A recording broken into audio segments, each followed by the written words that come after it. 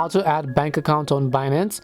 Hi everyone, welcome back to our channel, The Solution Guy. So in today's video, I'll simply guide you on how you can actually add a bank account on Binance. So just make sure to watch the video till the end. In order to add a bank account on Binance, first of all, just go to Binance.com and then make sure to sign into your account. Once you go to Binance.com and sign into your account, all you have to do is just click on this little buy crypto button here, and then you'll find bank deposit, right? So basically all you have to do is just go ahead and then select the option called bank deposit. So when you go to the tab called bank deposit, it will ask you to simply choose your currency. In this case, you can select euros, GBP, or you can also actually select USD or whatever else is actually convenient for you. Depending upon what you want, you can see deposit with recommended bank card is actually selected. If you're in a region where direct bank transfer is available, instead of using a bank's card, you'll be able to say bank account, and then you can just click on continue, verify your account, and then successfully add your bank account in that way.